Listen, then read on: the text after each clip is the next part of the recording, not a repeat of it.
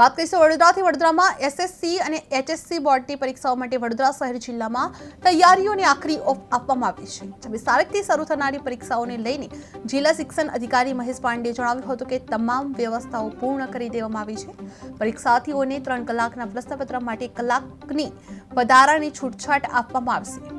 શહેર જિલ્લામાં એસએસસી માટે 4 અને એચએસસી માટે 2 ઝોન નક્કી કરવામાં આવ્યા છે, જ્યારે કુલ 267 પરીક્ષા કેન્દ્રો પર 72,668 વિદ્યાર્થીઓ પરીક્ષા આપશે। ઉપરાંત એસએસસીમાં 9 અને એચએસસીમાં 4 મળી કુલ 13 કેદીઓ પણ પરીક્ષા આપશે। તમામ કેન્દ્રો પર સીસીટીવી કેમેરાથી નજર રાખવામાં આવશે, તેમજ વીજ કંપનીઓ અને એસટી વિભાગ સહિતના તંત્રને સતર્ક રાખવામાં આવશે।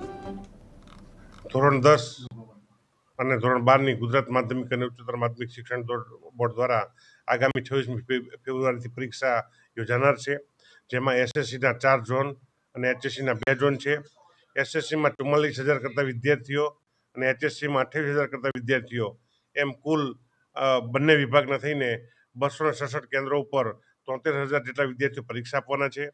આપણે જેલના કેદીઓને જોવા જઈએ તો ધોરણ 10માં 9 અને ધોરણ 12માં 4 એમ કુલ 13 કેદીઓ પરીક્ષા આપવાના છે। ગઈકાલે માનનીય કલેક્ટર સાહેબની અધ્યક્ષતામાં શિક્ષણ વિભાગ, આરોગ્ય વિભાગ, એસટી વિભાગ, એમજીવીસીએલ વિભાગ અને બીએસએનએલ તેમજ લાઇન ડિપાર્ટમેન્ટના તમામ કર્મચારીઓ અને અધિકારીઓ સાથે મિટિંગ થઈ ગઈ છે। આપણા જે પણ કેન્દ્રો છે, તમામ કેન્દ્રો સીસીટીવીથી સજ્જ છે। ખાસ તમારે એ જ જણાવવાનું કે આપણે બાળકોને કોઈ મૂંઝવતા પ્રશ્નો હોય એના માટે 14 જેટલા વિષય નિષ્ણાત તેમજ મનોચિકિત્સકની ટીમ પણ આપણી સાથે તૈયાર છે। એ ઉપરાંત પરીક્ષા સંબંધિત જાહેરનામા પણ આપણે બહાર પાડી દીધા છે। જિલ્લા કક્ષાનો કંટ્રોલ રૂમ 25 તારીખથી શરૂ કરવામાં આવશે।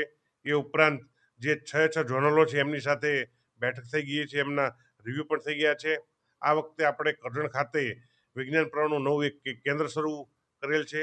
એ ઉપરાંત ખાસ આ વખતે દિવ્યાંગ માટે સરકાર 1 કલાકની 20 મિનિટ દીઠ, એમ 3 કલાકનું પેપર હોય તો 60 મિનિટ વધારે ફાળવવામાં આવશે। આમ વડોદરાનું વહીવટીતંત્ર તેમજ શિક્ષણ વિભાગ પરીક્ષાને લગતી તમામ તૈયારીઓ સુસજ્જ છે અને મારી તમામ વાલીઓ અને વિદ્યાર્થીઓને નમ્ર અપીલ છે, પરીક્ષામાં પહોંચવા માટે ઘરેથી 20થી 25 મિનિટ વહેલા નીકળે, જેથી કોઈ ટ્રાફિકનો પ્રશ્ન ન નડે અને અન્ય કોઈ